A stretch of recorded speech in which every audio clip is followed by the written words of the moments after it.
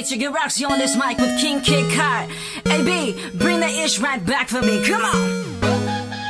Yo, yo, yo, sexy, do it well. We party for show. I wrote a song about it, like to hear it go. Cause when we go down, it really goes down. And all the ladies. Since the release of my last album, I took a break, been doing a lot of experimenting and a lot of just trial and error stuff with a lot of different artists, a lot of different styles.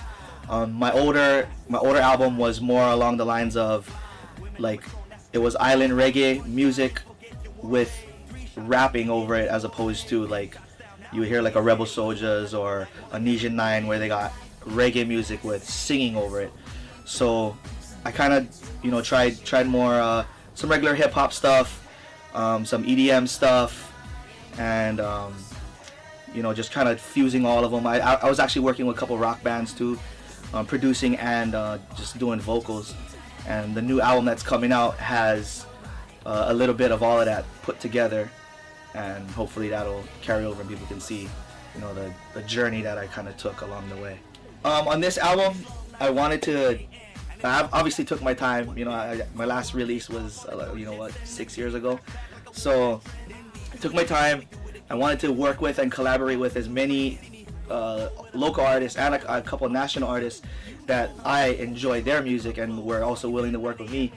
And so I ended up getting a ton of different artists. I got Chris Styles, IA, Kaipo Kapua, Joe Saul, DJ Odyssey. I got Shango. I got Discotheque, the winners of the EDC Discovery Tour, a pretty big dubstep group blowing up in the States right now. I got Split Breed, which is another EDM group who are charting on Beatport right now at like number 2 in the dubstep and number 1 in glitch hop. I also got remixes for a lot of my songs from pretty much all of the local DJs. I got one from DJ Technique, I got one from Mike D, I got one from Mass Funk, Jimmy Taco, DJ Frizzle. I also collabed with Erin Bunda, aka Roxy, on the mic. She's on the first single, and probably go into depth a little bit more with that song. The new album, actually I like to break it down into 3 parts whenever I tell somebody about it. It's got kind of like my old stuff. It's got that island reggae, Jawaiian, if you want to call it, feel with hip hop and rap lyrics over the top. It's got the EDM driven or fusion, where it's not necessarily like a full or real house song, but it's got a lot of the elements. The BPMs at 128. It's got a lot of the synths, a lot of Dirty Dutch leads and stuff like that. And then the other one would be kind of like, I don't want to say like traditional hip hop, but it's got your booty songs, your dance songs, and some of your little bit edgier, harder stuff. But it's pretty much those 3: regular hip hop, EDM fused, and island reggae / hip hop. The reason why I try to attack and hit so many different genres is I noticed before, like if, like say for those bands that I mentioned earlier, like okay, let's take Nesian 9, they're kind of locked into that vein with the island reggae, and that's pretty much it for them. Not that it's a bad thing, because that's what they do and they do it really well, but that's where that's their lane and they're kind of there. My approach was kind of like, since I can dabble into all these different styles, why not be able to hit this lane and then switch up and then hit this lane as well, and then switch up and then hit this lane later. So I'm not really like blocking myself in, and I can just kind of be creative and just fuse all of them together and see if it works and see if people like it. Well, for one, I think the reason why my new stuff can't be put into specific categories is because really the music that's coming out nowadays, no one can really be put in a specific category, because in this day and age, especially with electronic music now, we can use computers and sampling. Everybody's music is kind of like a fusion of a bunch of different styles. The reason why they do get put in categories is just makes it easier for media and fans and people to group it, categorize it, and know where to go find it, or how to describe it or define it.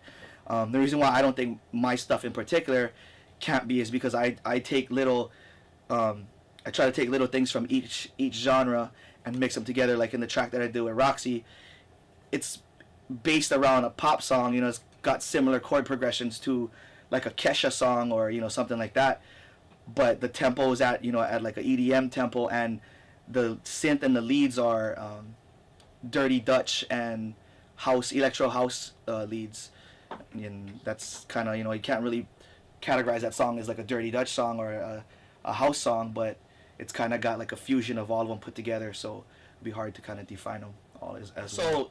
Hell of a Night is the first single off the album. It's myself, Roxy on the mic, and we got a couple extra background singers, unnamed, that did help with some extra stuff in the backgrounds. So song's basically just about kind of narrating how how you would go through a fun night. It's crazy. It's a hell of a night, and just the different things and the different stages of the night that you go through, and then when you're kind of looking back at it the next day, how crazy it was and how much fun you had. And it's just a feel good party song. It's, if I had to describe a genre that it would be, I would say it's kind of poppy hip hop with some EDM sprinkles on the top. And excited to get Roxy on there. It's not your traditional song where someone's singing the hook. It's more of a sing/chant, and then towards the end on the bridge, it's kind of like just a little breakdown that she does her thing where if you ever been to any of the shows, concerts, or parties that she MCs, she's like one of the best in the business at hyping up the crowd and getting the people crazy and having a good time. So we just kind of let her run loose on it, and she killed it. She did a good job. So party feel good song. Be sure to check it out when it comes out. H After Dark was a track that I'm also pretty stoked about. It's myself and Kaipo Kapua on it. I approached Kaipo because I couldn't think of anyone else in Hawaii that had that soul and the swing to pull it off. I don't want to offend anybody else, but like it to me, for that song, I couldn't think of anybody else that could had that soul and that swing that could pull it off. And he heard the beat. He said he loved it. He said his exact words back to me when he texted me back was, "This is the exact style that I'm trying to take direction that I'm trying to take my music into." So I was stoked that we were kind of on the same page.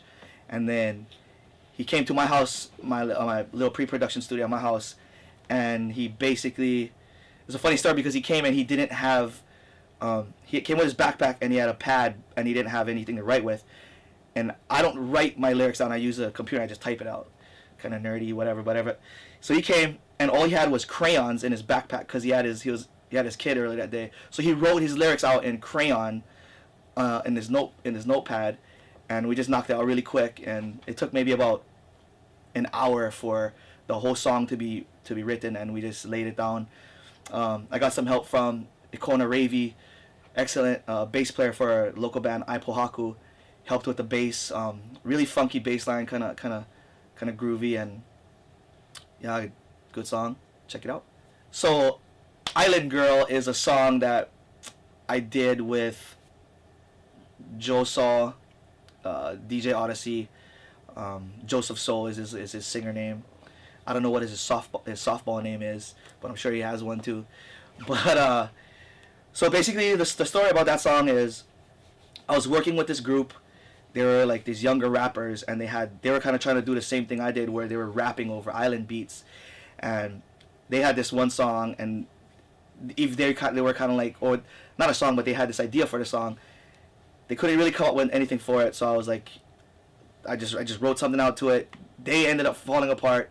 They didn't use it, so I was like, hey, I'm just gonna finish the song and run with it. Odyssey got involved because at the time we were doing some shows together, and he was just doing some DJ stuff for me, and he heard the hook and he said, hey, let me redo the hook and let me get on this song. And he was like, I was like, okay, sure, of course. I got some songs with him previously, so Odyssey jumped on that song, killed the vocals. I don't know, I guess he wanted to get more shine on the song, so he said, let me lay some guitar parts over the top too. So he ended up doing that. I also enlisted Rocky Holmes to play sax on it. Awesome sax player, does jazz, kills all the other stuff too. We recorded the sax in my kitchen. We ran the cable, the XLR and the mic down to my kitchen. Just I don't know why, but so it was his idea. He said let's just record it in the kitchen. So we recorded the sax after Odyssey did his parts, laid my vocals, and the song is just a feel good island reggae song with some rap on it. It's kind of easy listening.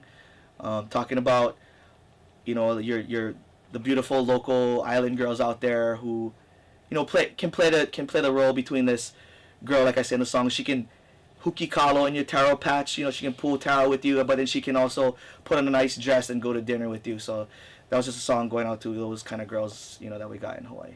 I did this track with Lau Togafao. He's the lead singer for Nijin 9. And it's called Lovely Day. The original, it's a cover by Bill Withers, and then I think a couple other people covered it too, but not as prominent as Bill Withers, obviously. If you watch that Little Bow Wow movie where he does the roller skater thing, what's the name of that movie? Roll Bounce.